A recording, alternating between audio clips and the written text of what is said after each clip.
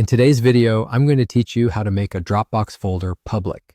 We're going to turn an existing folder into one that anyone with the link can access and edit, which is perfect when you want a quick, no-fuss way to collaborate without adding people one by one. Start by logging into your Dropbox account and heading to your homepage. Locate the folder you want to make public and take a moment to confirm it's the correct one, especially if it contains important files. You're about to give broader access through a link, so it's worth double-checking before you proceed. Hover over that folder and click the three dots on the right, sometimes labeled as the More button. From the menu that appears, choose Manage Permissions. This opens the sharing and access settings for that specific folder, where you'll control who can get in and what they can do. At the top of the settings window, click the gear icon to open additional options. This area lets you fine-tune how people can manage the folder. Look for the section labeled Manage.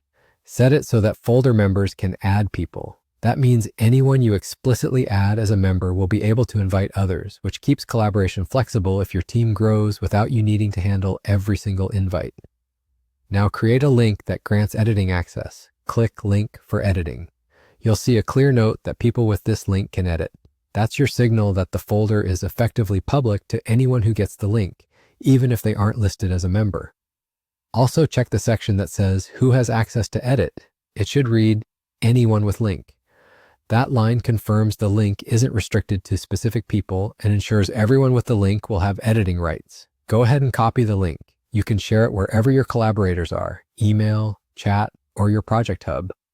Anyone who receives that link will be able to open the folder and edit its contents. Be sure to share it only with people you trust, because anyone who has the link can pass it along to others.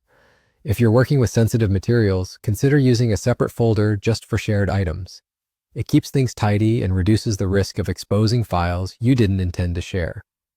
That's the full process. Open your folder settings, adjust permissions so members can add people, create a link for editing, verify it says anyone with link can edit, copy it, and share. If your needs change later, you can always return to these settings to tighten access or remove the link